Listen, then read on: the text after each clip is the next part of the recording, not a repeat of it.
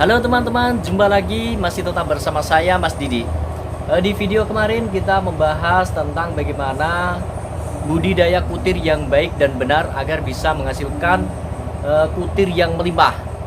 Dan setelah kutir itu melimpah, kita akan membahas tentang bagaimana cara agar kutir ini bisa bertahan lama. Saya pribadi membuat konten ini karena desakan dari teman-teman. Mas Didi, bagaimana sih kutir saya yang dapat dari sungai atau dari selokan itu kok umurnya pendek?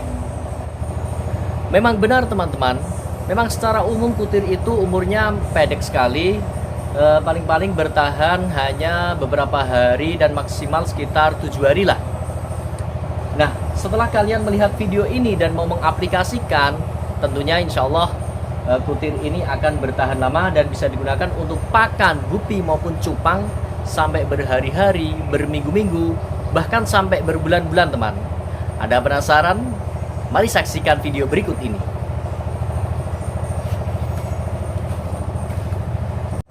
Untuk langkah pertama kita siapkan wadah ini untuk wadah kutir nantinya yang akan kita serok teman-teman. Jadi langkah pertama ini nanti saya akan menyerok kutir panen satu kolam yang siap panen. Oke, sebelum kita panen raya kutir satu kolam terlebih dahulu, mari kita memberi pakan si monster, si lele teman-teman. Nih mesin ATM pencetak kutir saya, lelenya besar-besar. Pakannya seperti ini teman-teman, pakan lele, peletnya besar-besar. Nih lelenya juga besar sekali.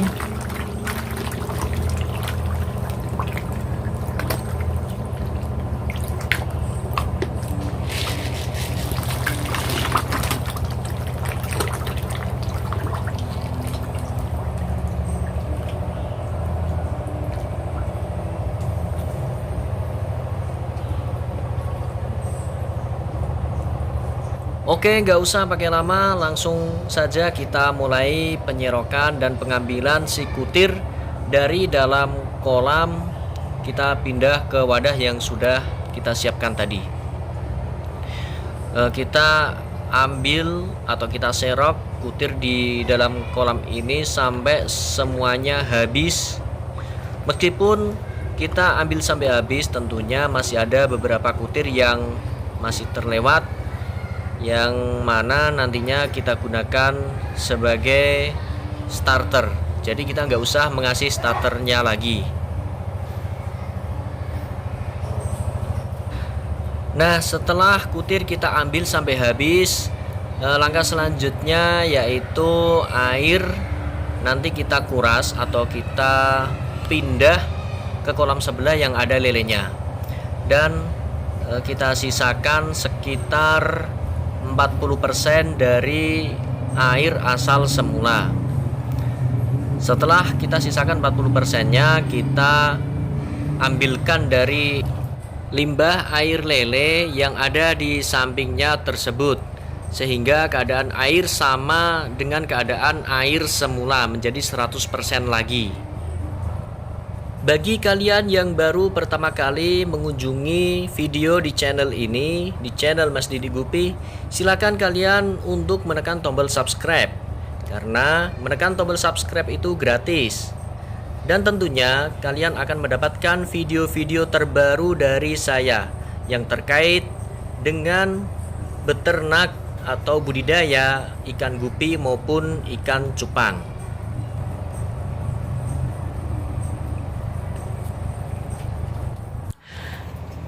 Oke, bisa dilihat ini adalah penampakan dari kutir yang masih hangat, yang baru kita serok tadi dari kolam, yang masih sangat kotor sekali. Di situ ada bekas daun, ada keong, dan ada beberapa hewan kecil-kecil yang tergolong kotoran. Nanti kita pisahkan antara kutir dengan kotoran-kotoran tersebut sebelum kita olah. Untuk membersihkan atau untuk memisahkan antara kotoran dengan si kutir tersebut, bisa kita siasati dengan menyaring lagi si kutir tersebut dengan saringan yang bolongannya lebih agak besar. Karena kalau yang rapet itu untuk menyerok kutir, dan untuk serokan yang bolongannya agak besar ini untuk memisahkan atau untuk menyaring kotorannya.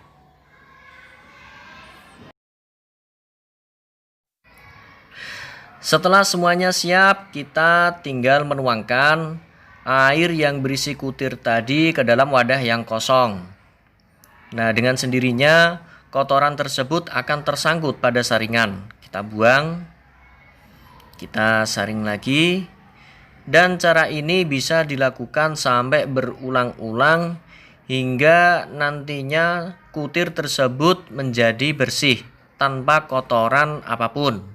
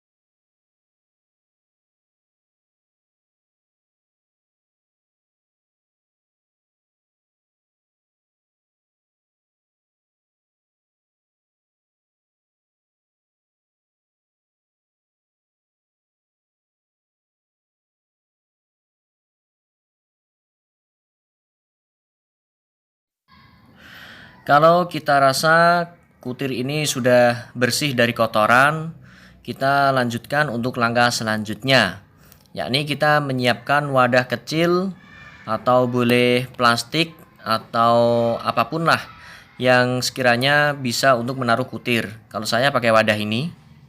Ini adalah wadah bekas cacing beku atau cacing darah yang dibekukan. Nah, kita serok kutirnya pakai serokan yang halus lagi. Nah, ini sudah kelihatan terpisah antara kutir dan air. Kita habiskan saja kutirnya, jangan sampai ada yang terlewatkan karena bisa mubadir. Kelihatan banget di serokan kecil, kelihatan kutirnya sangat merah. Itu pertanda kutirnya kutir yang bagus dan masih fresh. Kita gerak-gerakkan serokannya agar airnya ini habis turun. Dapat dilihat seperti inilah penampakan kutirnya tanpa air yang sangat merah sekali. Masih ada sisa, kita habiskan sekalian. Nah, sekilas di wadah ini kutirnya sudah habis, tetapi untuk sebenarnya masih ada sisa-sisa kutir yang menempel pada wadah atau pada kaca tersebut. Agar tidak terbuang sia-sia, kita bilas lagi dan kita kocak-kocak dan kita serok lagi atau kita saring lagi.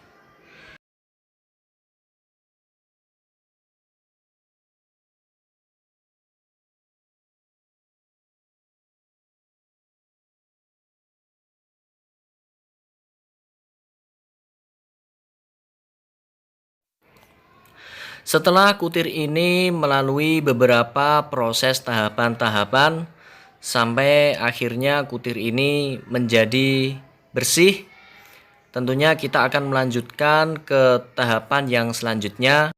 Dan untuk teman-teman jangan beralih dulu karena video ini belum selesai. Mari kita lanjutkan. Kutir masih kelihatan menggunung, tidak rata. Untuk selanjutnya mari kita ratakan sesuai dengan cetakan atau ukuran wadah tersebut. Untuk meratakannya cukup mudah saja, hanya dengan pakai jari, nggak pakai alat apapun. Sambil saya meratakan kutirnya, dapat dilihat di samping bawah itu ada ikan-ikan saya. Itu ikan gupi yang istilahnya cendolan yang dijual di kios-kios atau di toko-toko ikan hias, yang jumlahnya sekitar ada 5.000 ekor di dalam kolam saya. Kelihatannya kutir ini sudah memenuhi wadah, sudah rata. Kita gerak-gerakkan atau kita kocak-kocak hingga sama rata wadahnya. Setelah itu langsung kita menuju ke tempat pengawetan.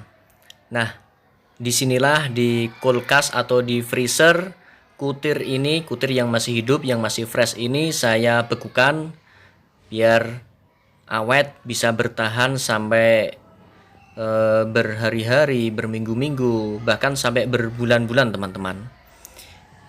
Ini yang saya baru masukkan, ini yang masih hidup tadi kutirnya. Yang tengah ini kutir yang sudah beku, dan yang ini adalah cacing beku yang saya dapatkan bantuan dari Dinas Perikanan Kabupaten Pati. Seperti inilah kutir yang sudah kita bekukan.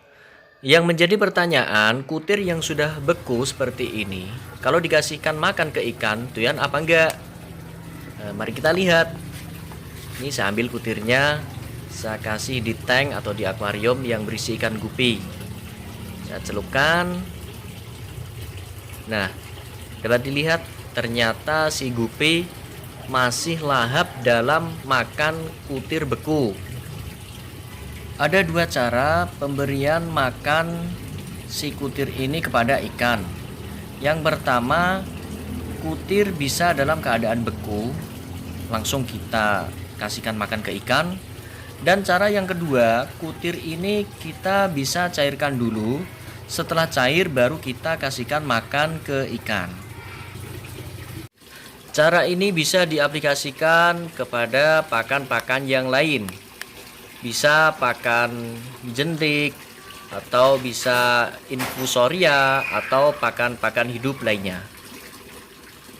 Oke, kiranya sekian dari saya dan semoga bermanfaat. Assalamualaikum, salam obok-obok.